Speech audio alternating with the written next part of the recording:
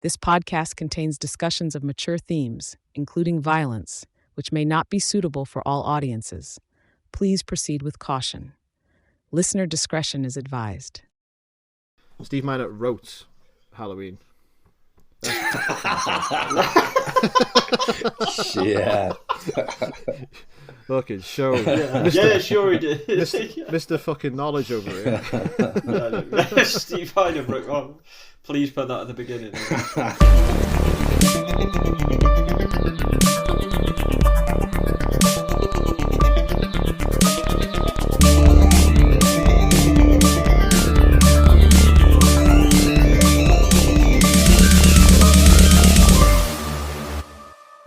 Welcome back, listeners. Dark Talk, episode 7.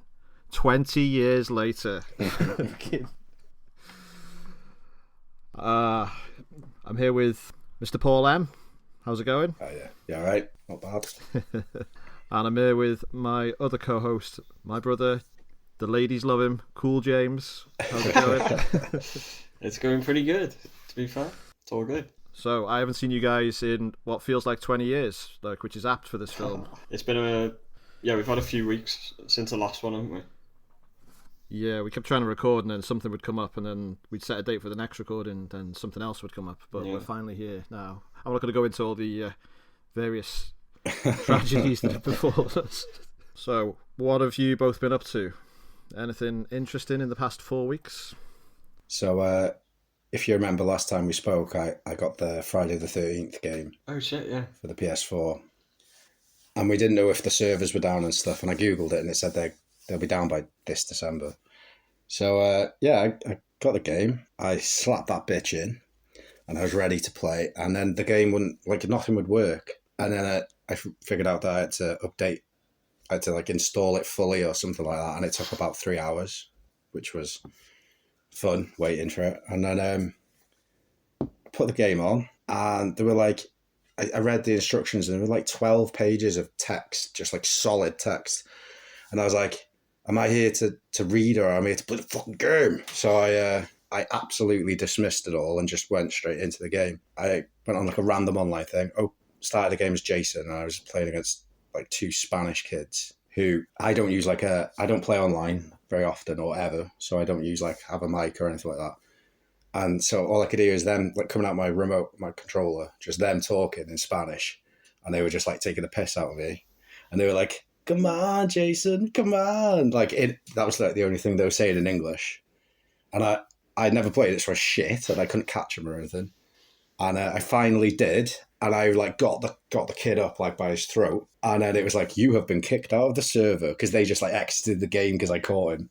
And I was like, you little fuckers. What, so you're saying that the servers will be down this December then, so you won't be able to play it again? Apparently. You can play if you're playing poker, online poker, but you just want to play a non-money game, you can play against bots. So it'll be like that, so you can choose how many bots you want to play against and stuff. So I got to be honest, the game's pretty shit. I probably won't play it again. I quite liked it when I played it. It's all right. It's very one-dimensional. There's not a lot to do. It's you do the same thing over and over. I played it about 10 years ago, so I think it was more of a novelty back then. I thought, oh my god, this is amazing. Yeah. But I think there's a lot more out there these days, so maybe it's pretty shit by today's standards. I don't know. Yeah, it's not my kind of thing. I love the horror aspect and the woods and the different Jasons you can be and stuff like that, but it's pretty wank, to be fair. I ain't going to play it again. I've never even seen any gameplay footage of it. I'll look on YouTube later, but I've never seen any of it. I wouldn't bother. Shit. James, what about you? What have you been up to? What have I been doing? I ran a half marathon the other week. That was pretty cool. Oh shit! Yeah. Well, congratulations. I was signed up to it last year and then didn't really train that much, and I was like, I'm probably gonna sack it off. But then I went on a run and did 8K, and I was like, it's actually not that hard. But yeah, carried on and did it. So I'm into running now. Also, I accidentally started watching Breaking Bad again because I put series 3 episode 2 on to watch the pizza scene, and I just got sucked in, and now I'm halfway through season 4.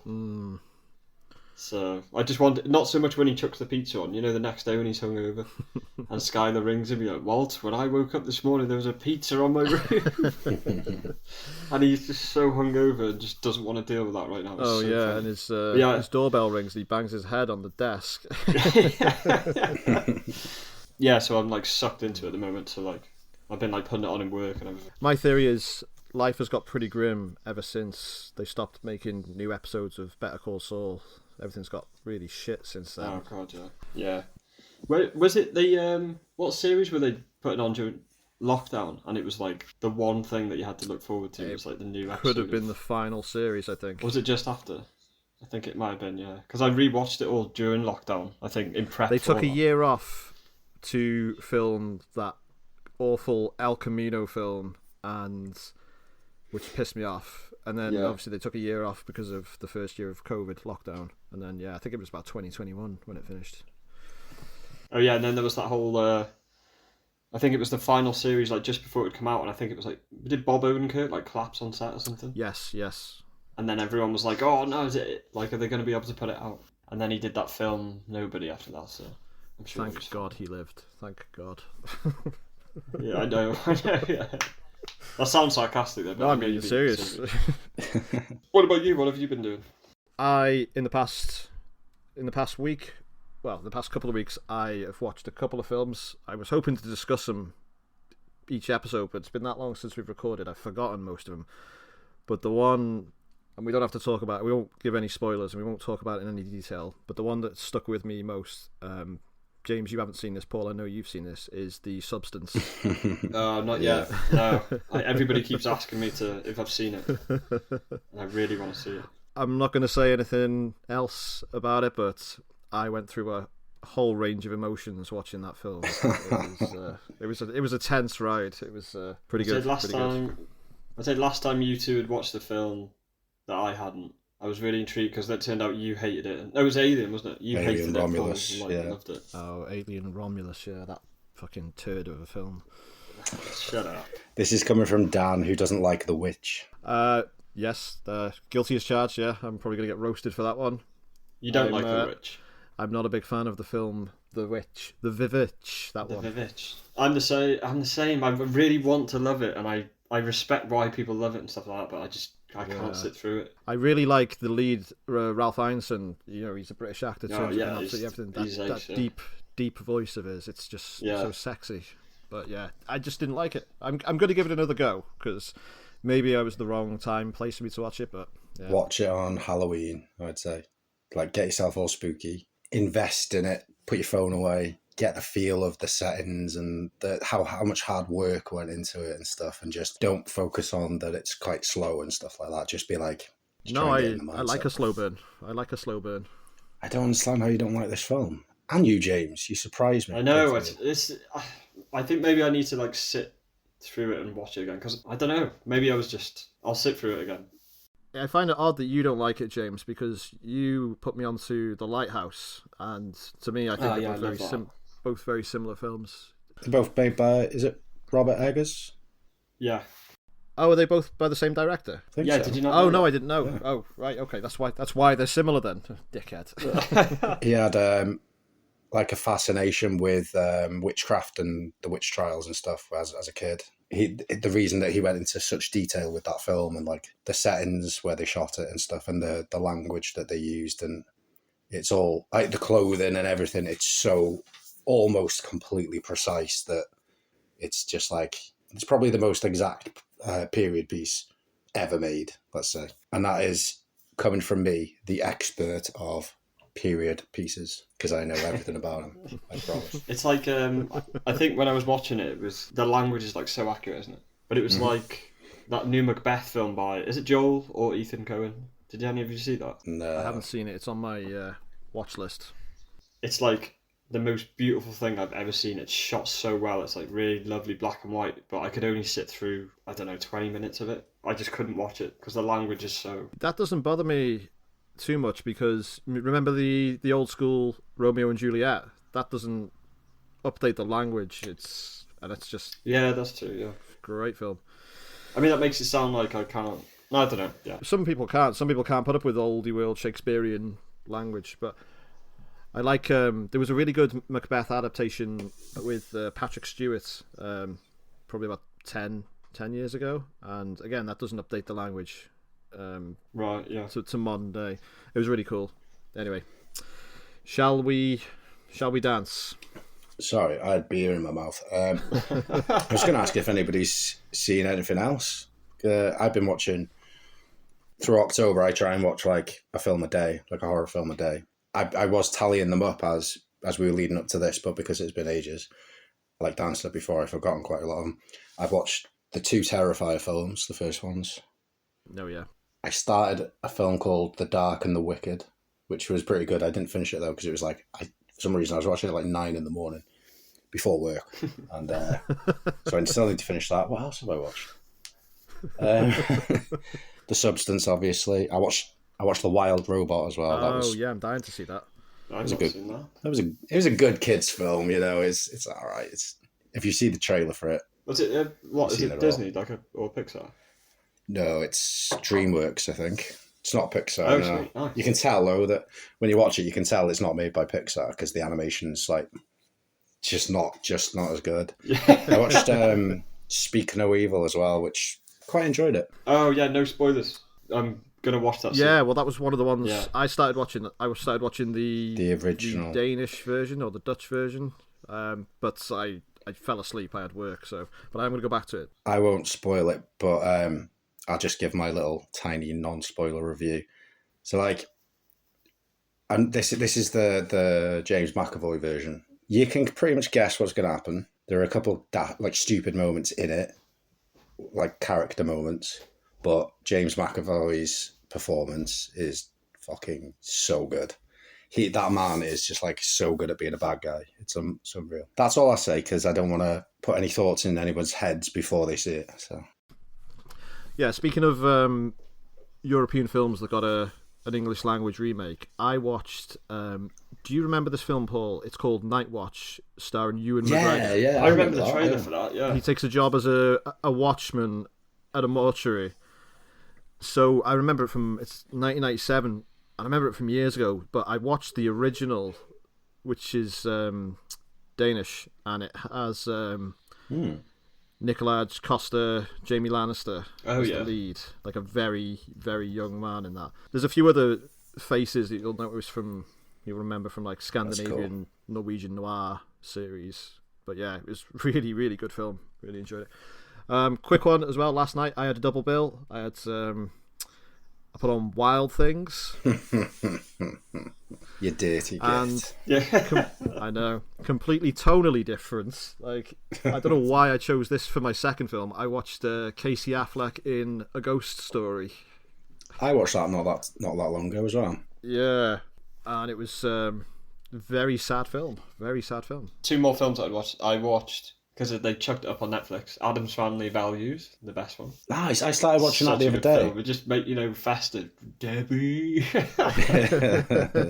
He is so funny in that film. Childhood crush, by the way, Debbie. When I was a kid. Oh yeah, God, she looks amazing in that. Yeah. I like. When they first introduce her character, she's laying on a bed and she's watching a video about her own murder spree. But it's like an Unsolved Mysteries type, sensationalist show. And it's called America's Most Disgusting Crimes. There's some proper funny lines in it. It's like, I think when she first turns up, she like sees Gomez and she's like, "Oh, what a lady killer you must be." And he's like, "I'm acquitted." There's just like loads of little lines like that. It's so good. I can see his face saying acquitted, and he's like, acquitted. But yeah, just loads of little bits in it like that were good. And I showed Izzy Death Becomes Her, which is one of my old school favourite James, films. close your ears for a minute, will you? So you can't hear us. Oh, okay. So Dan, do you know what my opinion of The Substance was? Was that imagine if David Cronenberg remade Death Becomes Her. And that's it. And also, here's a fact for you as well. The Substance makes 3 wives of Bruce Willis take a potion or substance to make them younger. So 2 of his wives in Death Becomes Her And then Demi Moore in this. But because James hasn't seen it. I was going to mention that, but because James hasn't seen it, I didn't. But yeah, Izzy loved it, by the way. Do you want to hear a story about when I first saw that film in the 90s? So me and my family watched it. And then the next day we went on our annual bike ride to the local quarry. And my sister climbed up this huge rock hill. I've been back there since. It's only about 30 feet high, but when I was a kid, I thought it was 100 foot high. And when she got to the top, she actually fell down, right? And I would have been about 8, maybe a bit younger. And she fell, and I had just watched Death Becomes Her the night before when she falls down the stairs and she stands up and her head's her neck's broken and her head's on backwards. And as a kid, I was dead upset because I thought my sister's neck was broken and stuff. So, yeah, that's not that fun of a story, actually. It's a bit more of a traumatic experience, but there we go. Right, let's get going. Okay, let's do it. Gentlemen, we're here tonight to discuss Halloween H20, 20 years later. From 1998, directed by Steve Miner, starring Michelle Williams, LL Cool J, Adam Arkin, and introducing Josh Hartnett. But most importantly, we get the return of Jamie Lee Curtis as Laurie Strode. So, when was the first time either of you saw this film, and what are your memories of it? I probably saw it in about 2001, 2002, something like that. Around the same period that I saw most of my main horror films to get me into horror, So you binged them? Well, yeah, the friend group I was in, we would basically spend every weekend watching horror films. So yeah, it was around about then. I didn't like it, and I don't like it now. And there you go. Straight out the gate with a firm, off-the-fence opinion. Getting you two ready for my actual negative opinion of a film. We've reversed roles, because you liked all the shit ones, and I was really down on it. It's not that I like shit films, it's just that I give them more of a chance. I tend to not dislike anything these days, but H2O is shit. So, and I'll explain why in a bit. Okay, we'll get into it then. James, what about you? I don't really remember the first. I don't remember what year it was or anything, but I remember seeing. I think we rented it. Yeah, we rented it because I remember we never took it back and we had it for years. And I remember once I was staying over at Nine's house, so I took a bag of stuff with me, and in it we had that film. I had the bag in the VHS in the bag, and we went into Choices, and the alarm went off because we had this video that we hadn't returned for I don't know 2 years, and then the guy was like, "Oh, I'll just check your bag," and I remembered it, and I was like, "Oh shit!" But luckily he didn't find it. But yeah, I think I was I don't know, maybe 13 or something like that, 14, and I liked it. I liked it a lot at the time. This wasn't the first Halloween film I saw, because the first one I saw was the first Halloween on, let's say, BBC or Channel 4 back in the day. But this is the first one I remember being... I was in year 8, year 9 in school, which is about 13, 14. And this and Scream 2 were the ones that were doing the rounds. They were the most popular films that everyone was going on about. Halloween and Scream 2. So to me, this has got a special place for me, because this is one of the first Halloween films I saw. So I kind of thought they were all like this slick, stylish, Scream style thriller. But yeah, so that's when I first saw it. So it would have been about 1999, 2000. It wasn't long after this one came out, and it wasn't long after Scream 2 came out. So I guess these two films, they've got a sort of special place in my heart, because this is what got me into horror. Because after Scream 2, I thought, oh my god, Scream 1, let's see what that was like. And Scream 1 just opened the floodgates for me. So, yeah. Cool. It is very, very Scream-esque, isn't it? Yeah. It's directed by Steve Miner, the man that directed the first Friday the 13th film. Yes, indeed. And the second and third, is that right? Oh, did he do the next two? I think he did the next two. He did part 2 and 3. I don't think he did the first one. Didn't he? Did he? No, sorry. Steve Miner wrote Halloween. Yeah. Fucking show. Yeah, sure he did. Mr. fucking knowledge over here. Steve Miner wrote, "Oh, please put that at the beginning." Send me the audio for it, and I'll put it in the music. Yeah. Right. Okay. No. Go on, start again. Can't. Steve Miner. Okay, so Steve Miner was actually the director of Part 2 and Part 3 Friday the 13th films, not the first one. Bella. And not the best one, Part 4. Yeah. So takes a lot of moves out of the Scream playbook. This film, doesn't it?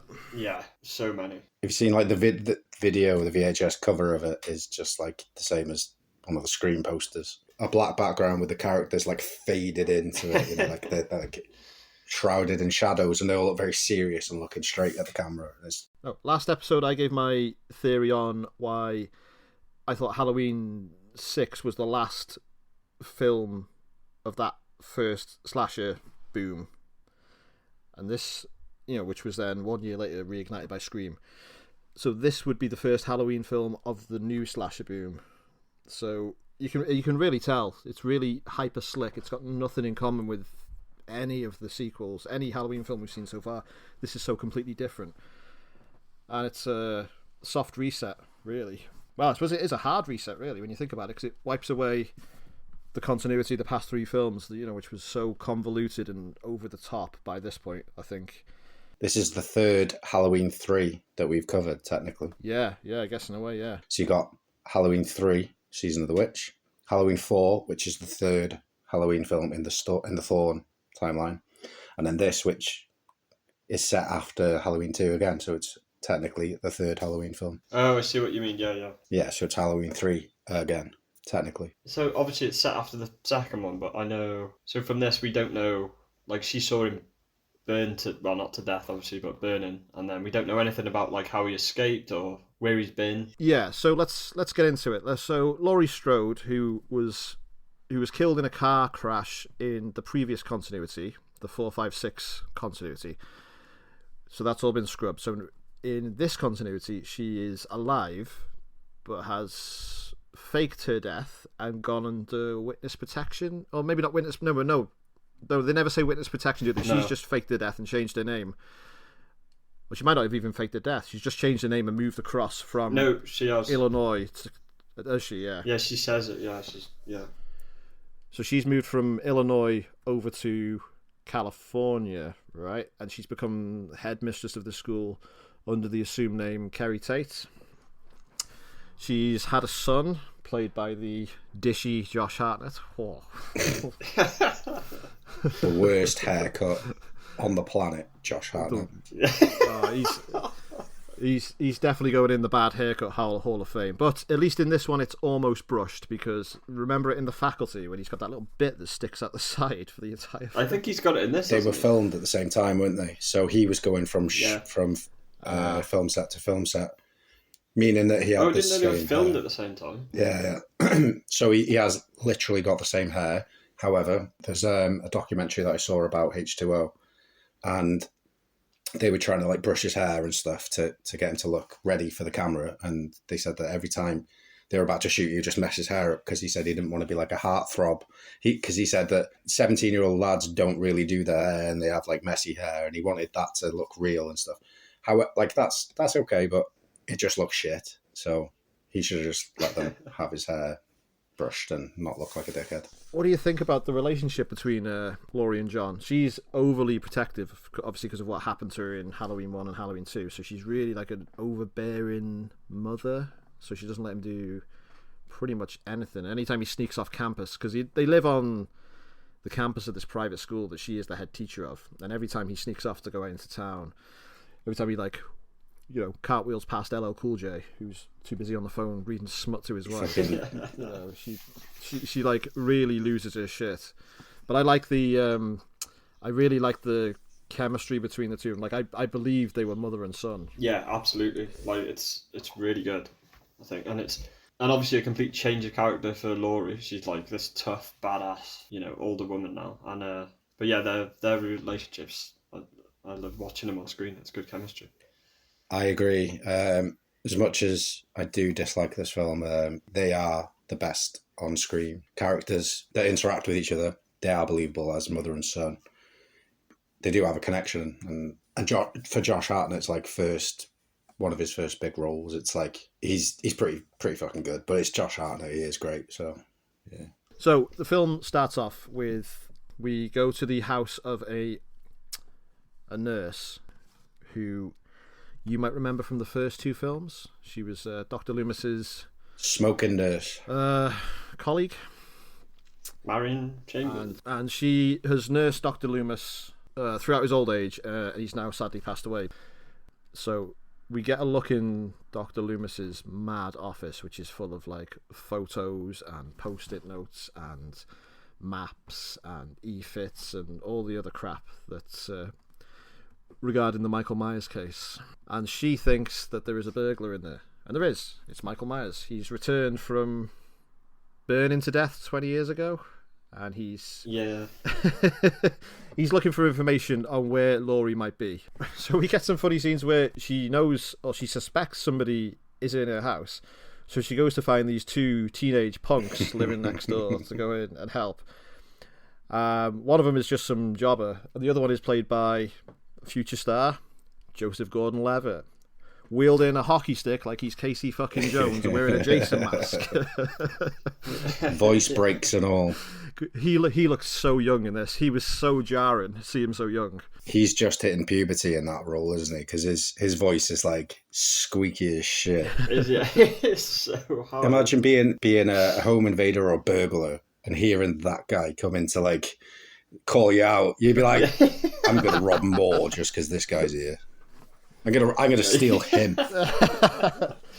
I like it because he gets in the kitchen and he like robs a load of beer from the fridge, and then like he hears a noise and he like, shits himself. He starts smashing up the kitchen in a panic, thinking there's someone coming for him with his hockey stick. He's like, oh fuck, it was just like nothing. The iron board. When he goes out and he speaks to the nurse, and he's like, oh yeah, they messed up your study. Oh yeah, and they fucked up the kitchen as well. Good night. I've got my sorry James, I've got my notes here. I made these while on my last watch while I was having a beer, and they start out reasonably coherent and then get a bit worse. But my first note is Jimmy and his mate got to drink 2 beers. That's it, because that's how many he took out of the yeah. So there you go. Sorry, James, what were you going to say? That's I'd like that. I was going to say what I love this opening scene. I think it's so good. Like, it sets the tone, it sets the scene, and Haddonfield looks... It is set... That bit is in Haddonfield, isn't it? Yeah. It's set in Haddonfield, definitely not filmed in like anywhere that isn't LA, because it looks like the summer. It just looks like what I imagine Halloween in a small town to look like, you know. It looks great. But what I also really like about it is that she doesn't just walk into the house being like, oh, my house has been burgled, but I'm just going to go in anyway. She actually like looks in, hears some creepy noises, and then does what you do. Like, she goes to the neighbours, they ring the police. She's quite savvy because she's always probably living with Loomis, has probably had it drilled into her that Michael is still out there. Oh, yeah. So I'm going to save my fighting spirit award for later, but when I was watching it, she fights off Michael with a fire poker. She like beats him up with this fire poker, and I was going to give her my fighting spirit award, but you know, I'm going to save that for you know who at the end. That's one of my notes here. One of my notes is I wrote these whilst I was drinking as well. It's like one of them. She puts up a good fight. Fair play. Oh, God. Yeah, so Michael's there. He takes care of Marion, takes care of Joseph Gordon-Levitt with an ice skate to the face, and his pal as well. That we don't see. It's an off-screen death. You see him drop. He falls when she opens the back door. Doesn't he? Michael's holding. His mate, you see the two corpses. You see the two corpses. So you get the slow chair spin reveal of the ice skate, and you also get the classic open door corpse fall. And then we see Michael then for the proper first time. Yeah, that's like the.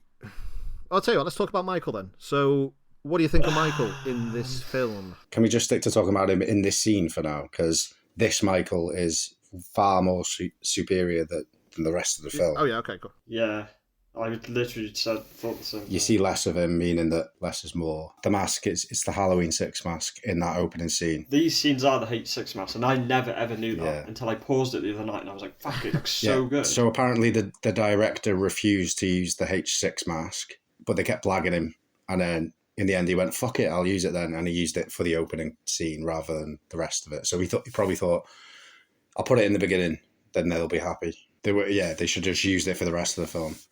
but we'll probably get onto that a bit later. It's the best. It's the best mask as well. Like, why not just keep it? Instead of making like these crap ones from scratch. Like, it truly looks in that. I'd never seen it in that pause frame that I sent you to the other week, but it looks so good and like terrifying. Yeah, I was going to say the same as you, Paul. I think like Michael in this scene is great. He's got no burn marks on his hands though, and there's a close up of his hand. He's got no bullets in his eyes, like from Halloween. Yeah, true, but you know, it's just It's just lazy though. Like, yeah, obviously we don't need like a 20-year history of what he's been doing, but it is just like, fuck the fans. We don't care. We're just gonna put Michael straight back in. He's 20 years older. Just for that shot, We don't care. Let's just put him in the film and do it. Well, do you know what the original plan was for this film regarding Michael? So this was the original plan, as far as I know, and in my head canon, I believe this. So the film was meant to be, obviously, you can see the Scream influences. So at one point, somebody was going to kill Michael or incapacitate him and take his mask off, and it was going to be a copycat killer. It was going to be Josh Hartnett's friend Charlie. Oh, right, okay. He was going to be a copycat killer in the same vein as Ghostface from Scream, and then apparently the real Michael was supposed to turn up and kill everybody. So, which I think that would have been a bit shit, but I do like the idea of a copycat killer. Friday the 13th already did it though. Right, so Friday the 13th has already done it in part 5. I don't mind the film, but it's critically hated by fans and everyone, basically, because it's not Jason.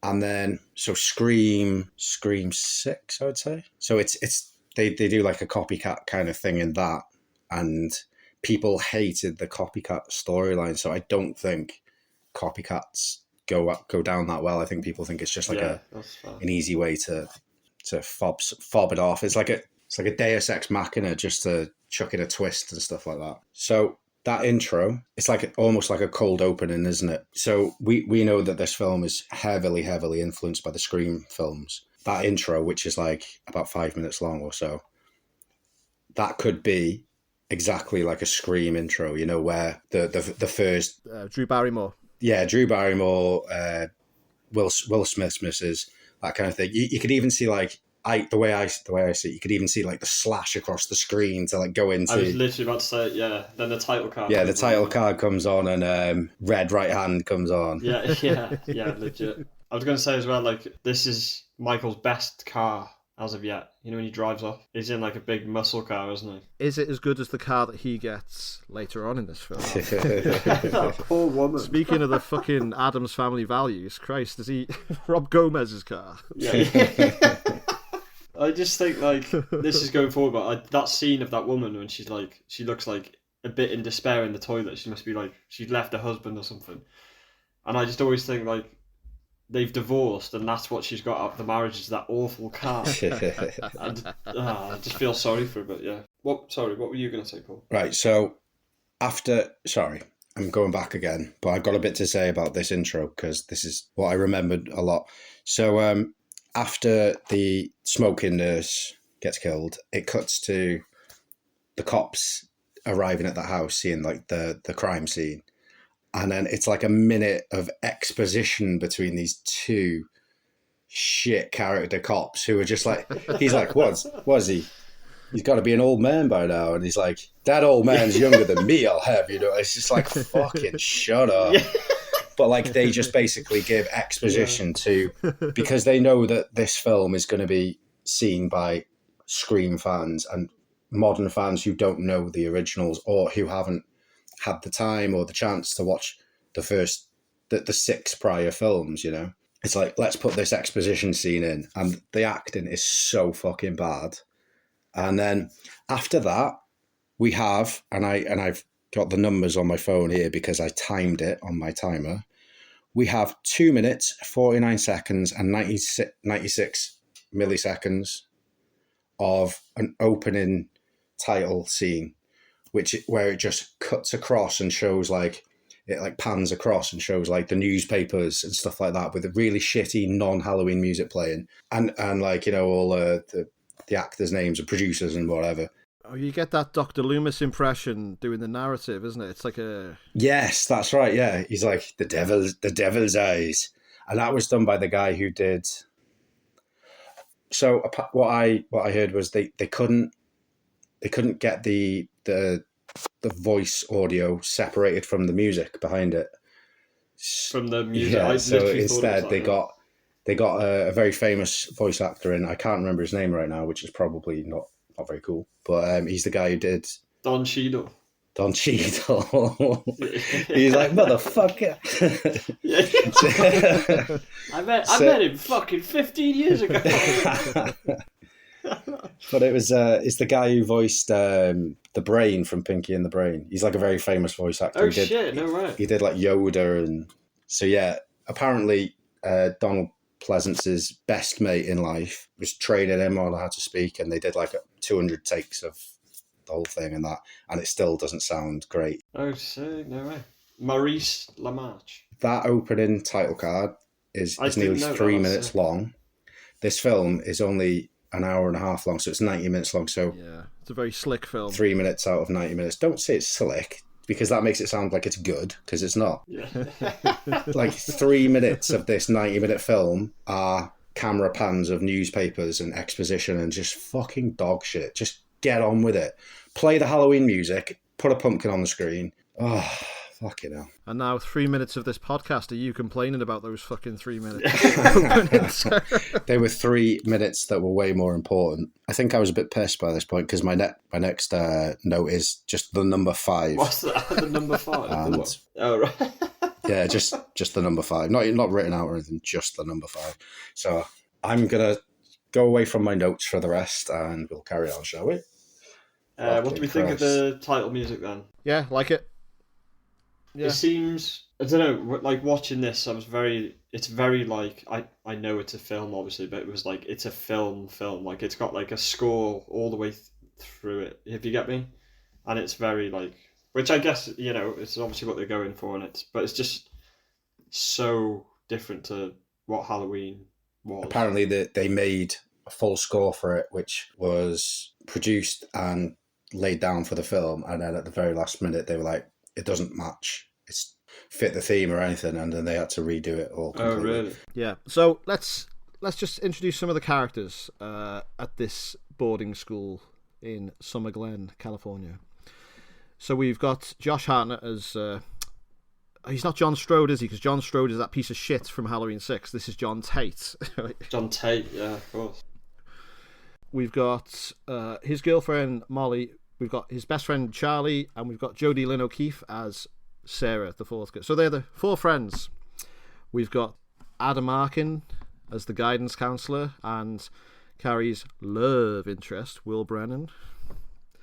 And we've got the security guard for the campus, the great man himself, LL Cool J. I quite like the way these guys sort of interact. You know, it seems natural, it seems flowing. You know, I like the relationship between John Tate and LL Cool J's Ronnie. I think that's pretty cool. Yeah, so he's like exasperated.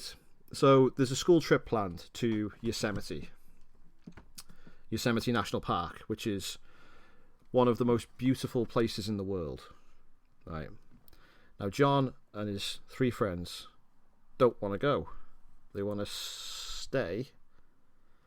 And no, it's Laurie Strode won't give him permission to go. That's right, isn't it? Yeah, she won't want it. Yeah, it's because she doesn't let him do anything, basically. Even going off campus is like a... So John and his friends plan a big love-in, smoking weed, drinking beer, lots of sex in the empty school building while everyone else is away for the summer. Actually sounds so much better than that. Fuck that, man. I would fucking love to go. I would kill to go to Yosemite. Fucking Yosemite National Park. It's like amazing. Like you've never been. Compare that to our national parks, like Snowdon. Alan Waters. Fucking Alan Waters. Yeah. No, but when you're on it and you just want to like, I'd rather stay back at the school and drink and do stupid shit. This film was actually supposed to be set in the mountains, I think. It was meant to be. They were actually meant to go on the field trip, and it was meant to be Michael Myers, like, chasing them through mine shafts and shit. That would actually be creepy as hell. But then that just makes me think of Halloween 4 Michael Myers on the roof, where he's like walking in his brogues, trying to balance on the edge of the Grand Canyon. Just tip it off. Shiny shoes a bit. Yeah, fucking hell. It'd probably be too similar to like My Bloody Valentine if they were doing mine shafts. Yeah, actually. Or what was the other film about those female climbers on The Descent? Yeah, that was it. Yeah. No, it's not. Are they spelunkers? Is that the thing? No, cavers. Cave divers. There's a sequel to that apparently, and it's really shit. But I didn't like the original, so I've seen it. It's crap. I didn't like the original though. So. Yeah, me neither. It's not great. It's okay as a premise, getting stuck underground in these awful caves that you can't get out of, which is actually quite scary. But then they just bring in these like troglodyte underground like monster troll things that go after you, and it's a bit too much. It would have been scary enough with just the cave. Yeah. So we've just introduced the main cast. So Kerry Tate gives John permission to go to Yosemite, but by this point he's already planned to bunk off with his pals, isn't he? And have a good old shagathon and maybe an orgy,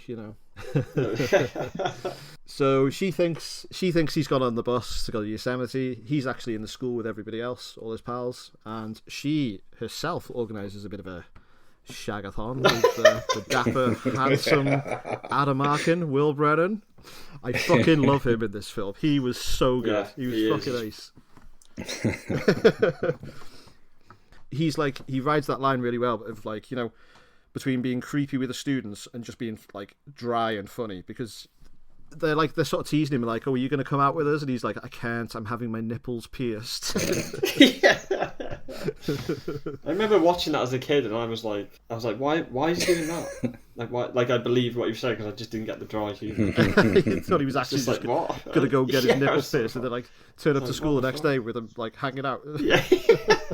Circles cutting his shirt. Do you remember when I got my nipple pierced, Dan? Me, you and Mark went to town, and it was dead cold. And you were like, I gotta tell everyone Paul's just got his nipples pierced, because you thought it was dead funny, like nipples plural. Sorry, completely irrelevant to the story, but everyone, Paul's got his nipples pierced. Yeah, I remember that. Yeah, so what do we like Adam Arkin? What do we think of LL Cool J? I really like his relationship with John, but I mean, it doesn't matter if he's in it or not, really, does it? He's a fucking pointless character. There's no point in him being in the film. And people say Paul is rolling his eyes, bowing his head. He's just not happy about LL Cool J. I like LL Cool J. I don't mind his music either. As far as I know, he's an alright dude. But there's no point in him being in this film. His character doesn't do anything other than let John and his buddies out and fuck up a couple of times. Like, people say, oh, he's a great comedy value character, and we don't need that in a Halloween film. Why are we having a comedy? That's true, yeah. If you took those scenes out, the film would be exactly the same. But if you took those scenes out and put them into like a short film, it would be quite a funny little comedy, There's just no need for him to be in the film. It's stupid. I don't mind him as an actor in this film. I do think the scenes where he's talking to his wife on the phone are a bit forced. He's given the erotica and it's meant to be funny, but it just isn't. We just don't need comedy in a Halloween film. I know, like, there have been some...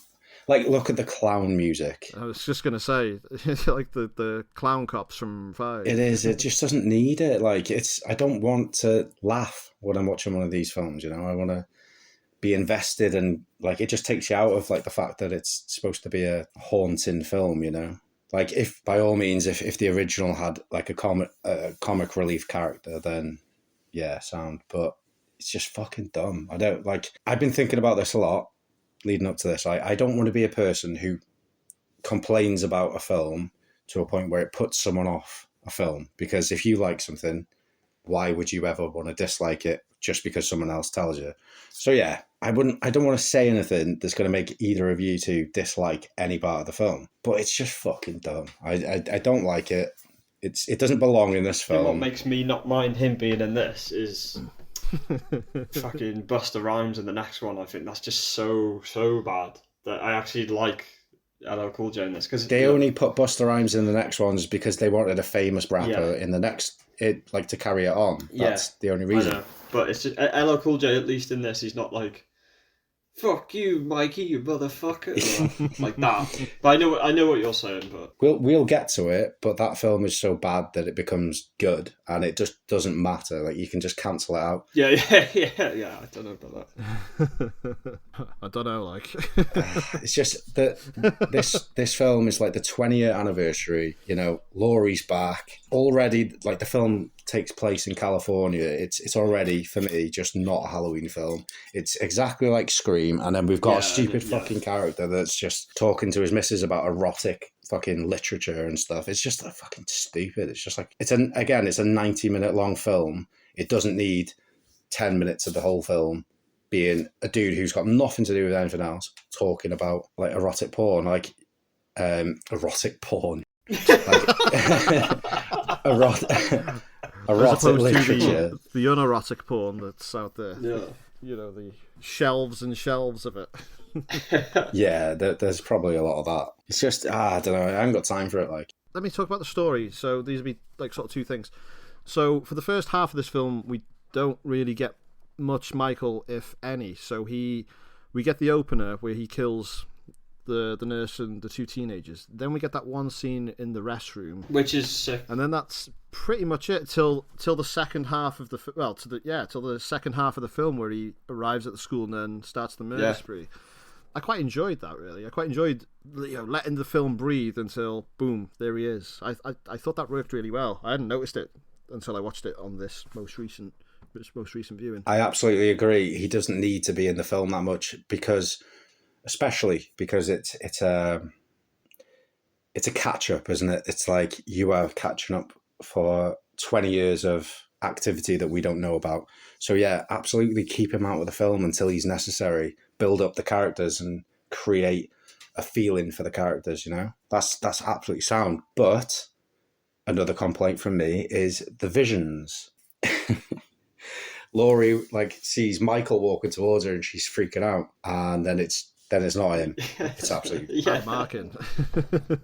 Yeah, exactly. Like, I'm fine with that, but make it a bit more questionable whether it's him or not him. Blur it a bit, you know, like make it so that she's not sure, but she's like acting terrified because she thinks it's him, and it's like, it's fucking not. Yeah, and it's just staring right at him. If you're gonna keep him out of the film for the first hour, like, keep him out. If you want to do like she's like losing her mind over it still, then do it in a different way. Maybe someone in a different kind of Halloween mask or something. I don't know. I'm just complaining a lot now, and I do apologise. I thought they did quite well with showing her PTSD in this, because she is like a massive problem drinker, because she's like necking the wine, and then like she orders another one in the restaurant. She's like, another one, please. And the guy looks at her like, ma'am, you already have one. And she's like, now. She's like, today, because he's just staring at her. Yeah. And when she confesses to Adam Arkin about who she is, she's like, my name's Laurie Strode. Michael Myers is my brother, and he killed my sister, and he tried to kill me. And she just picks up this bottle of vodka and just nails like fucking. And then he's there like, well, that's sucky. Yeah. He's like, take off your top. No, I quite liked it, I'll be honest. Like, I thought it was good. I kind of liked it because I was like, when I was watching it, obviously I was drunk, but I was like thinking, shit, that would actually have such an effect on you for the rest of your life if Halloween 1 and 2 happened. Especially 2, and fucking kills everybody in the hospital and all that shit. I was like, Jesus, that would fuck you up so much. Yeah, she'd be fucked. That's why she's still alive, like, mentally. Right, let's get into this one now. What do you think of Michael? What do you think of Chris Durant playing Michael in this film? It's weird. It's like, for me, it was like two different things. It's like the whole, I guess because he's not in it that much, and it's kind of similar to the first film where he's like stalking him, but you don't really see him a lot. I thought he was really good. That scene where he nicks the keys of that woman's car in that toilet, I think that's creepy as hell. That, not so much the scene, but just that last shot where she's looking through the gap in the cubicle, and like he looks in the mirror as if he's like looking at her. I was like, fucking hell, imagine that in real life. It'd be so terrifying. But then later on in the film, it's just, I don't know if it's the mask or whatever, but he just looks like, he always reminds me of Marv after he's been electrocuted from Home Alone. There's a shot when he's walking down after she's bashed him over the head with a fire extinguisher, and he gets up. I was gonna say that, because I think this one, I think he's he's going back to the original where Michael's not that big. He's more a stalker. He's faster. You know, not like the Terminator Michael we've had in the past couple of films.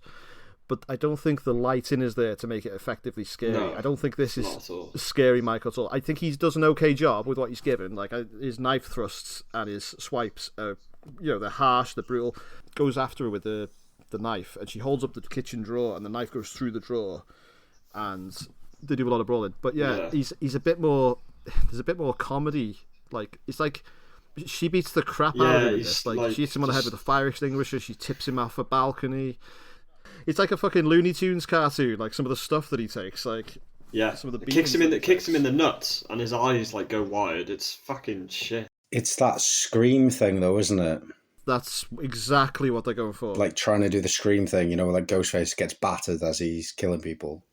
They're just doing the same thing. Yeah, absolutely. Yeah. My opinion on this, Michael. All right, so apparently the actor said that he wanted to play Michael like a big cat. Like stalking its prey, which doesn't really come across for me, and also that's a stupid fucking idea. No. Yeah, it's the lighting, definitely, because you can see his eyes pretty much the whole film. Also, for me, it's more the writing of what they told Michael to do. So, like, there's the scene where he's trying to stab Laurie through the tables and stuff, and she's, like, crawling through, and he's just like, "Rrr, rrr." And it's like, if that was Michael wanting to kill her, he would just jump up, like get down off the table and grab her. There's one scene where he comes across as like a dumbass, doesn't he? Is it he's trying to stab someone through a hole or something? Oh, through the gate, yeah, he's trying to stab John and Molly. Yeah, but he's doing it like as if he's got a sword when he's got like a kitchen knife, like a chef's knife, and he's like it's fucking shit. It's very Scream, isn't it? It's basically Ghostface. You could swap out Ghostface for Michael in this film, and it wouldn't make any difference.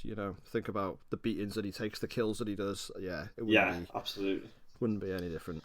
Yeah, and just like also, I don't know, just the walk and stuff like that, and then like the scenes of him like standing in the shadows looking at. I don't know whether the overalls are like a bit too big for him or something. It just looks. He looks like you said, Looney Tunes character. He looks like he's meant to be stupid, like Tom from Tom and Jerry. He looks like a dumbass. I would say he's not as bad as the Halloween 4 Michael, but I would say he's probably worse than. He's probably the second worst that we've had so far, and I don't even think he's that bad. I think so, but again, I think you said like the lighting in this film is just like it's too bright.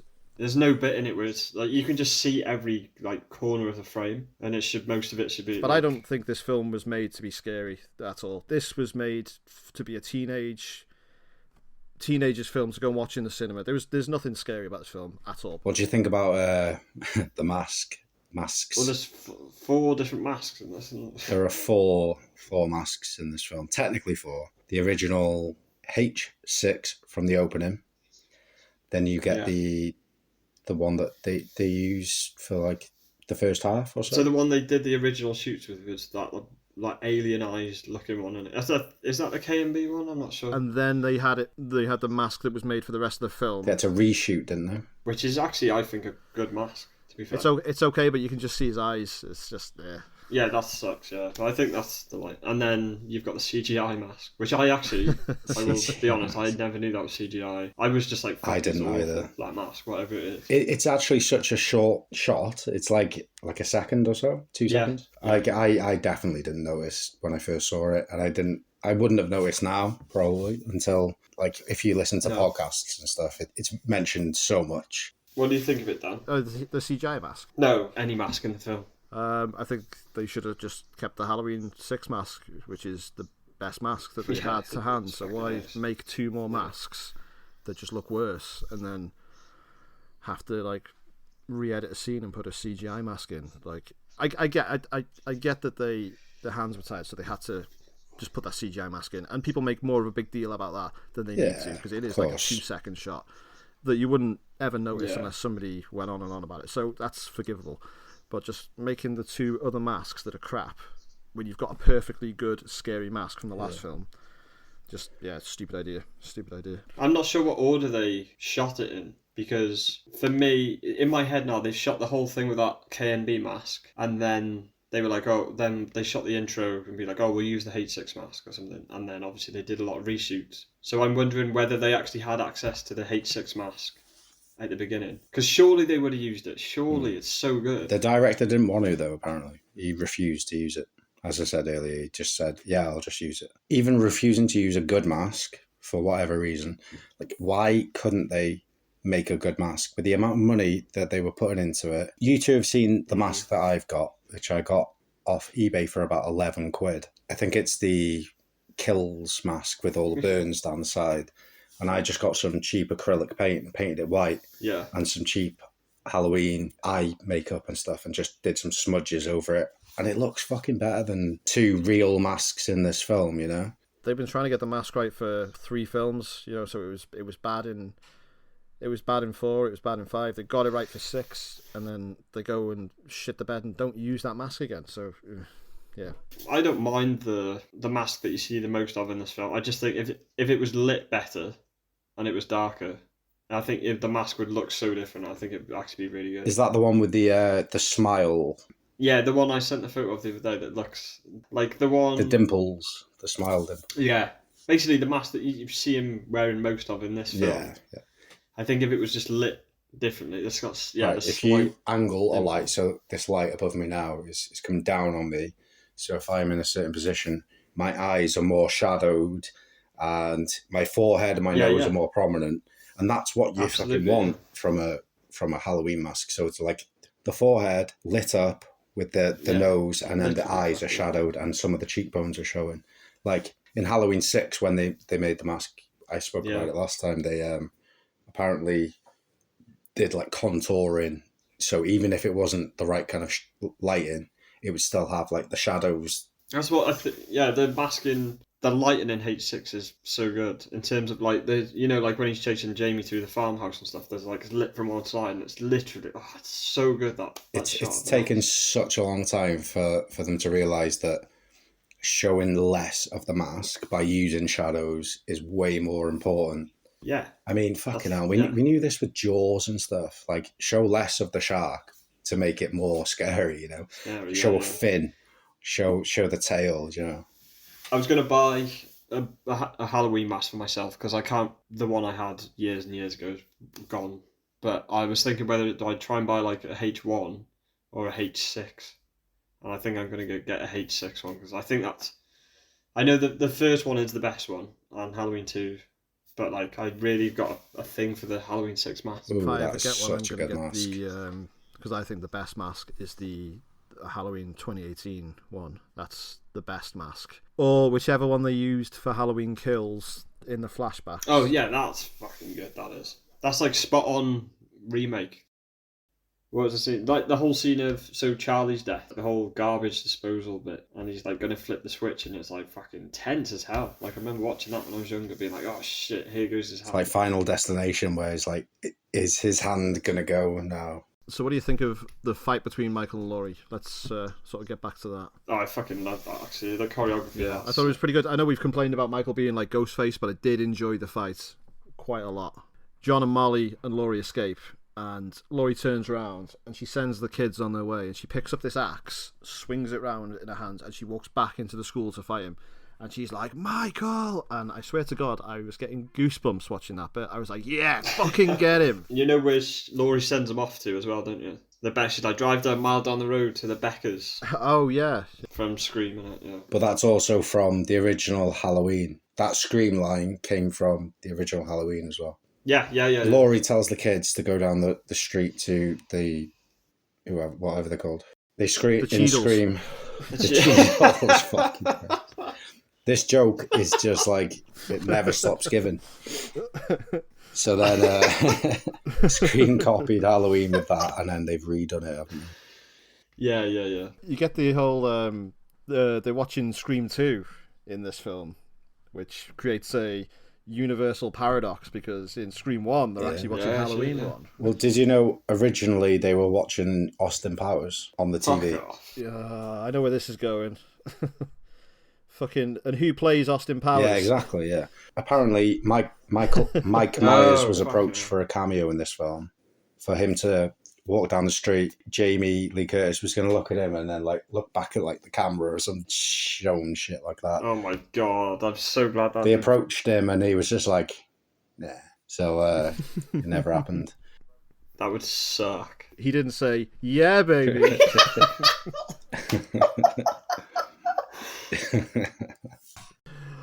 Speaking of cameos, what do you think of the Janet Leigh cameo? Yeah, it's cool. Do you like the psycho music that they use as she starts going back to the car? Yeah, I do. It's so Scream though. It's fine. It's fine. It's Jamie Lee's mum. Fucking, she's a horror icon herself. Let her have it. It's a bit of fun. It's nothing. Do we need wink wink cameos with like a little fucking bit of music? No, we don't. Come on. Ugh. Listen, right? You were the one fucking telling me that Alien Romulus was good. Get away from her, you bitch!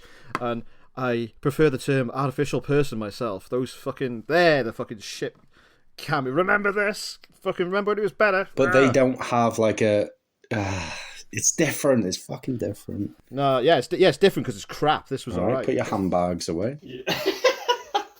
No, I like the cameo. I think it's good. And also the scene when we first see like Adam Arkin and that they like go in the office and then they kiss or whatever. And then he's like, right, I'll see you for lunch. And he opens his door and then like Janet Leigh's just stood there staring. She obviously knows what's going on. It's just like so obvious. Right, so Adam Arkin, when he dies, he sees Michael as a hallucination. So he looks down the corridor and he sees Michael coming round. But that's not real. Why is he hallucinating him as well? It doesn't make any sense. It's so stupid. I know it is a shot of Michael because I was like, I took that as more of like an audience trick thing rather than he wouldn't be hallucinating, surely. He's never seen him before. So Adam Arkin, going on his hallucinations, like he's so like jumpy and shit, he fucking ends up fucking blasting LL Cool J. There's a bit in it where, so after like him and Laurie have been like, kissing and then she's like revealed her backstory and then he asks her, he's like, oh, how old were you? And she says, 17, which is obviously John's age. So she's like, oh my God, he's going to go for John. And then she just goes into a room and like lifts up the pillow, pulls out this like Magnum, and he's like, Gary, what are you doing? He's just like, what the fuck is going on? There are some quite good comedy bits in it as well. Like, go back to the bit with the fire extinguisher we were on about. So that's when, Adam Arkin gets that death. He gets the classic, lift up, legs, swinging death. Yeah. From Halloween 2. So she runs away then, and she runs to this door. She opens this door as if she's going to, like, get out the building, and it's a closet. Like, and it's a throwback to the first film, because she's like, oh, fuck! Yeah, I actually quite she like smears that. blood all over it, doesn't she, like that? And then when Michael, like, smashes his way through, instead of just opening it to check, like, he smashes his way through, and she fucking comes behind him with a fire extinguisher. Donk. Literally, that's... I think it's from, like, that point on where he's just... It's literally like watching Home Alone. He's just not scared. It's not scary at all. They have this battle. Michael falls off this balcony onto this, are they in a church? Is it a church on campus? I don't know. Laurie goes to finish him off with a knife to the chest, and Michael Myers is saved by LL Cool J. Now they leave his body inside the church, so this is where we're not going to get into resurrection. This is where the switch happens, but we'll talk about that next time. So Michael's been incapacitated. He's loaded up in the back of the mortuary van, and the van is hijacked by Laurie Strode. She looks around, sees the devastation, realises what's going on. She'll never be free of him, so she hijacks the van. She knows Michael's going to wake up. He wakes up in the body bag, tries to attack her. She slams the brakes on. He goes head first through the windscreen. She runs him down, the van flips, pinned to a tree. Michael's there helpless. This is a good death for Michael Myers, and I would say this is one of the best endings of the series. Michael is pinned between the van and the tree. He can't move, clutches at his mask. He reaches out to Laurie as if to say, forgive me or help me or something like that. She's having none of it because she's not fucking daft, and she beheads him in one fell swoop. And the head rolls, Michael's dead. Roll credits. If that was the actual end, I'd fucking rate that. Like, decapitated. I choose to believe it is, because I don't believe Halloween Resurrection exists. I think that's the best way for him to, rather than that meat grinder, whatever he gets put into I kind of like it. Like, she finished him. I'm just like such a clean sweep. I will say Halloween, as varying quality that the films are, I will say the end, they always do knock it out the park with the ending. So Halloween 1, they look out the balcony and he's missing. Halloween 2, he's burning to death after the explosion. Halloween 3 has got the famous, phone call ending, which I fucking love. 4 has got the Jamie Lloyd ending, which is fucking amazing. And even 5, as bad as that was, the intrigue around the man in black at the police station, that's a good ending. I think 6's ending's a bit shit. I think 6 is the worst ending that we've had so far. And then there's this one, which is fucking top tier. So yeah, that's Halloween H20. It's almost like a kid's horror film. Beheading's like so Scooby-Doo. Yeah, we spoke about it last time, I think, with Halloween 6 feels almost still like an 80s film, whereas H2O feels like a 2000s kind of film. Even though they're 3 years apart, they just feel so different. Yeah, you just literally said what I thought. It just feels like a complete, like 6 feels like its own, I don't know. I found myself, like when I first put this on, I was like, oh yeah, like I haven't watched it in a few years. It's actually really good. And then as it went on and on, I was like, fucking hell, it's actually pretty shit. I've been way too hard on it, and I've been a bit of a dick about it, I will admit. But I don't feel that way very often about things. And it's, for me, it's just not a Halloween film for me. It's like a money-grabbing, Scream wannabe, just like the director only signed up to it not seeing any other Halloween films, just basically saying, I want a contract. And he got to do 2 other films, because it's New Line, isn't it? So he got to do 2 other films after it, and that was part of his contract. And he had never seen a Halloween film, and he was just like, I'm just going to do this film. If it didn't have Jamie Lee Curtis in it, it would be regarded as probably the shittest Halloween film next to Resurrection, Jamie Lee Curtis was doing a lot of the heavy lifting in this film. Yeah, like the only reason that it's got anything good about it is because she's in it. Like otherwise and Josh Hartnett's great as well. Michelle Williams is pretty good. The acting's not bad at all. It's just like the plot, the setting, Michael himself, the masks. It's just like, I don't know. It's just so straight. It's like fucking Cruel Intentions with Michael Myers. Fucking is, yeah.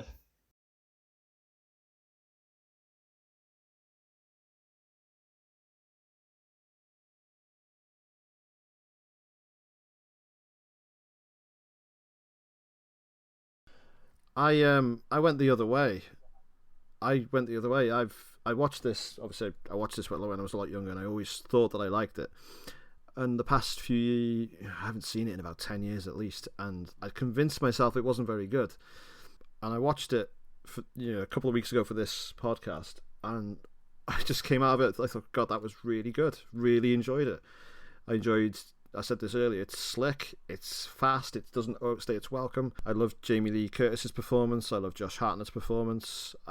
Using Michael in the second half and not as much in the first half worked really well. I thought it was a good way, and I enjoyed the ballsy ending. I'm just going to read my final thoughts because I've just sort of started. So I really enjoyed this film. It's slick, it's of the time that it was made, and it still holds up today. It was a great idea to reset all that Thorne bullshit and bring back Jamie Lee Curtis and go back to basics with the storyline. It's refreshing to be away from Haddonfield for once, and it slow burns Michael's arrival and killing spree. I like the cast, even if John Tate's 3 pals are pretty unmemorable. Was the decision to kill Michael Myers during the first part of a soft reset for the franchise a correct one? You tell me. The scene itself is fantastic, and I put it as one of the best endings the franchise has ever had.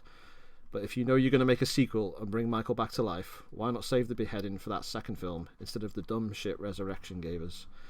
Yeah, I like this film. It's not one of my favourites, but watching it, I wasn't offended by it. Yeah, you could replace Michael with Ghostface, and it's a middling Halloween film.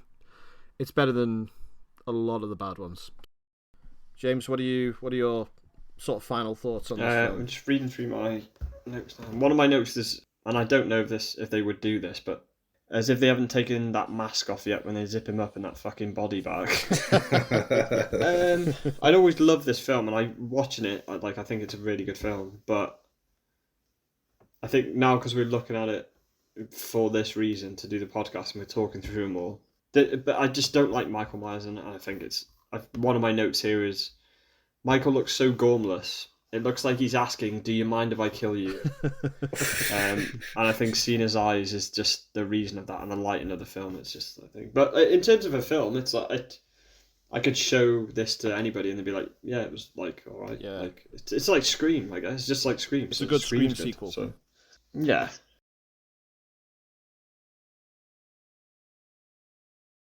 I don't like it.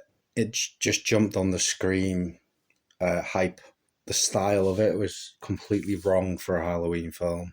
The setting was not even worth it. You know, it was Jamie Lee Curtis coming back for it. It should have been more thought about and stuff. However, there are good aspects of it. There's some really good acting in it. There are really good character chemistry. I'm being too hard on it. I'm being a dick, basically, about what I've said about it. Like, it's a film, like, people enjoy it and that, so if you enjoy it, fucking enjoy it. I just don't, and I'd probably be happy to never watch it again. This film did its job. So it was made for 17 million, brought in 75 million. When it came out, it probably had them all in the cinema watching it and having a good time, so I can't knock it. Also, at the end, after she does decapitate him, it plays the OG Halloween theme, which I love. That's such a good, and then because then it's like it's the end now. Yeah, like, I did get a sense of finality with that. Yeah. Right, should we get on to the recast? Yeah, go on then. Yes, big time. Come on. Okay. So this is the segment of the podcast where if we were to make the film today exactly the same as it is, but we just had to use a new cast, this is where we choose our actors. So if you had to recast Laurie Strode for this film, who have you guys got for Laurie Strode? I've got Edie Falco. Edie Falco. Yeah, because she's a bit badass. Yeah, she is. She's a badass. I think she'd pull it off well. I think she could go head to head with Michael. And... I had Maggie Gyllenhaal. Oh, Maggie Gyllenhaal. Yeah. Based on what? Well, just her age, just the way she is. I like her as an actress. You know, she improved that Batman trilogy by getting rid of Katie Holmes and doing a better job. Yeah.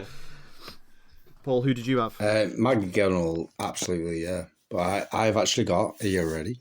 I got Michelle Williams. She has. Well, I don't know if she has right now, but she has had short hair for a while, which would match the aesthetic of Laurie in this film. So, did either of you recast Michael Myers? No, I don't really. I don't really like recasting Michael Myers. I don't ever think it should be someone that you know. I did, yeah. Because it's like almost like a reboot, and I wanted to recast who I thought. I went for Eric Rowan because I don't know, the guy's fucking huge. I know he's not like the biggest wrestler, but it sounds like I have a fucking crush on Eric Rowan because I've picked him before. When I was watching it, I wrote down I would cast Daniel Stern as Marv playing Michael Myers. That was That's my one the winner right there. Because he just looks exactly like him. He's just the spitting image of him. Imagine at the end of the film, she'd be like, right, I'll take his mask off, and it's fucking Daniel Stern. Harry! He's still alive as well, even after the head's been chopped off. Harry, yeah, that's why I'm gonna get that kid. Right in the snars. Just chasing Daniel Harris. I'm gonna murder that kid. Can I just point out that every time we do a podcast, we talk about Home Alone, Scooby-Doo. We talk about Home Alone like every fucking time. Oh yeah, so I took it seriously. So obviously this Michael's a bit lighter, faster. So I chose Toby Kebbell. Oh yeah, nice. You know, he's like lean, but he's muscular. He's fast. He also did live action capture for King Kong as well. So you know he could move. I think that's what I was gonna mention. Like Toby Kebbell is like a very much a physical actor, isn't he? He's look at Dead Man's Shoes. He's like he plays a man with learning difficulties. He's everything's in his face and his walk and stuff. So fucking hell, yeah. Like I just want to see him in more roles. So who did you have for John Tate? Anybody? I've got one of them was I guess now he's obviously like way too big now, but Timothy Chalamet. Same. Have you got it as well? I got Timothy Chalamet. Yeah. My only one. He's like Josh Hartnett was 20 years ago, you know? Yeah, and he's got that moody sort of handsome, and yeah, I think he'd pull it off. I went with now I know he's too old for the role, but if you can have Edie Falco as Laurie Strode, I went with this guy. This guy looks really young. He's about 40, or he's the same age as we are, but he's Dane DeHaan. Oh yeah, fucking hell. Yeah. He's what? He's 40? No way. He's like 39, 40, yeah. But he looks like really young, doesn't he? And I think he could convincingly play a teenager. Wow, I didn't know he was that old at all.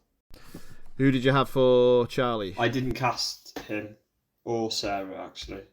I couldn't really think of any. I did. So I cast Charlie as Gaten Matarazzo. The guy from fucking... What's it called? Stranger Things. Stranger Things. In H2O, he's like a dweeby kind of... He doesn't do much, does he? He's like just sort of his follower kind of thing. If I was going to recast it, it'd be like a more of a comedy sidekick kind of thing. So I had... because I was being a bit naughty, I was going on the premise that this Charlie would be the copycat killer.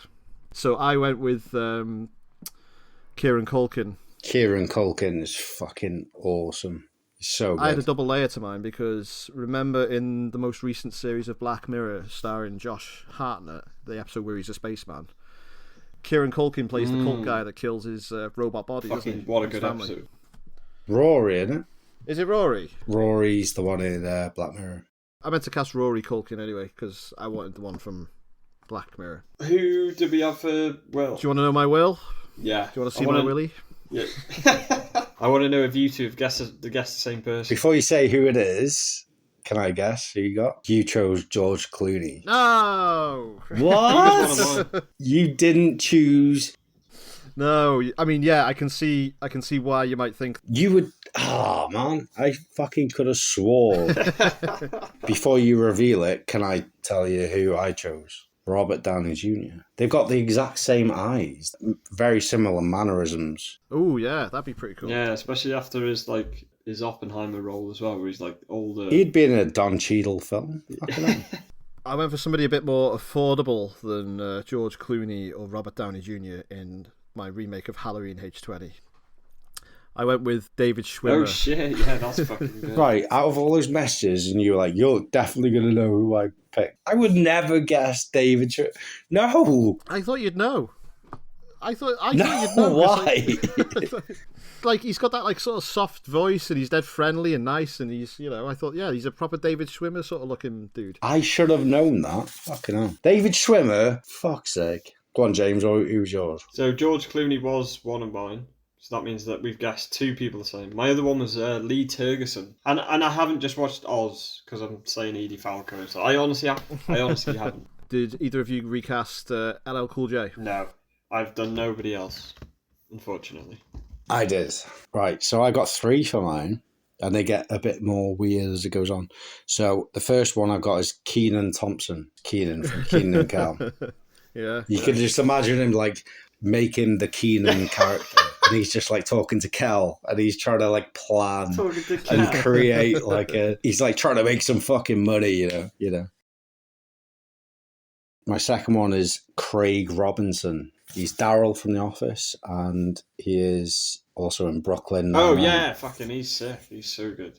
He's so fucking good in Brooklyn Nine-Nine. And my third one, just because like I thought, why not go a bit more mental? R-Truth. Is he the wrestler? Yeah. The wrestler, R-Truth, yeah. Ron the Truth. You've got this whole Halloween film and fucking... Yeah. You've got this, like, insane murder spree going on. Like, everything's going insane, but inside this booth, you've got R-Truth talking to his missus about an erotic novel. It's just, like, it makes so much sense. But, like, it turns out that he's not talking to anyone, and he hasn't written a novel, and he's just, like, fucking going insane. The camera slowly pans down, and the phone wire isn't plugged into anything. Yeah. So, I got Molly, John's girlfriend, and I cast Joey King. Oh, yes. Yeah, she'd be good. Who you might know from Bullet Train. I've seen Fargo as well. Okay, so we got Norma, which is Laurie's mum. So I did this while I was watching New Nightmare, actually, and I've gone for Heather Langenkamp. Ah, fucking hell. Yeah, Yeah, sick. yeah, That's a fucking good shout. What does she even look like now? Well, she's in her 60s or maybe later. She looks Fuck, she looks great. she looks like she could play the mother of Michelle Williams, and I was like, yep, she's going to be my Norma. That'd be a good nod as well to... Exactly, yeah. The reason I did want to do a recasting of that role is because it's just a nod to Jamie Lee Curtis's mother. But then, if you are going to recast it, then why not get somebody like a Heather Langenkamp or or imagine Nev Campbell or Jamie Lee Curtis or something like that. Like an older Scream Queen. Yeah, that's a well good shout. I apologise for not recasting it. When I asked what we were recasting, you were like, nah. I was like, I'm still going to do it. Okay, guys, that's Halloween H20 in the books. So, give me your pros, your cons, your winners, your losers, your VIPs, your MVPs, your overall thoughts. You know the drill by now, so wrap it up for me. Okay, all in all, I actually really like this film. I think it's like entertaining. It's a good thing to watch. It's not scary or anything like that, but the acting's really good in it. The things I don't like about it are just Michael Myers in it. You can see his eyes. He looks gormless. He looks so dumb. Paul, tell me what you think. I think it's a good gateway horror. I don't think it's great for original Halloween fans. I think there are a lot of problems with the film, but it's a medium mid film. What are your thoughts, brother? Yeah. So I'm like you, James. I prefer Halloween 6 over this film. I never thought you would do that. I know. I'm actually so happy you like it. Because I've grown to love Halloween 6, and as a fan of the series, 6 has got so much more for me that I enjoy. I can't fault this film because it did its job. It made money. It got people in the cinemas. Is it a good Halloween film? No. Is it a good film? Yes. I agree that it's a good film. It's just not a good Halloween film. Like, it's really entertaining. So this film came out in 1998. James, why don't you tell us what else was out in 1998? Okay, so in 1998, I think we had some of the most popular films come out in terms of like how popular they are now. So you got one of my favourite films, which is the Psycho remake, which everybody hates, but I fucking love that film. We'll cover that one day, but we may very well do. Interesting film. I think we all have a lot to say about that. Oh yeah, God, it's amazing. You've got The Faculty, obviously, yes. Amazing film. Good film, that. So entertaining. Yeah, good film. Bride of Chucky, which is one of my favourite of the Chucky films. You've got Ring, the Japanese version. Urban Legend, which I didn't actually know came out at the same time, but except for Jared Leto, who fucking sucks. Phantoms, yeah. I can't remember much about this film. What a year for horror! Oh my god. I know, right? Yeah. Phantoms fucking rules. The first X-Files film. Ah, yes, the X-Files, the movie, which is a pretty damn good film. Blade. Damn. This is a fucking hell of a year, isn't it? You've got Vampires, John Carpenter's Vampires. Oh, damn. Godzilla. Oh, that fucking sucks. The Matthew Broderick Godzilla. I don't think I've ever seen that, actually. Dark City as well. Oh, Dark City. Oh my god, man. That's just... That came out in 1998? It did, yeah, it did. Yeah. Dark City? And fucking hell. Sphere, which is Samuel L. Jackson in it. And is it fucking Dustin Hoffman? Well, I've not seen that. It's like one of those shit films that was like a... Oh, Sharon Stone as well, fucking like a Earth is Gonna Die film. But yeah, what a year for films, right? Pretty good. So guys, that was Halloween H20. Are you guys ready for the next film in the franchise? Halloween Resurrection.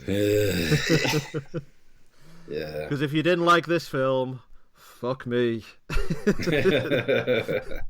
think we're all going to be on the same page for the next film because, my goodness. I know, it's so good, isn't it? So we'll be covering that film next episode, episode 8, Halloween Resurrection from 2002. So prepare yourselves for 2 hours of moaning and whinging from us three, because that's what it's going to be. Yeah, don't want to go into the next one being like, this is shit. I'm going to actively watch it with a positive mind and be like, this is what I like about it. So I'll just be quiet the next podcast. I won't say anything. I'm obviously going to talk about how fucking cool it is because it's so fucking stupid. Busta Rhymes being a fucking karate expert. Like, it's so bizarre that I'm going to fucking love it. So.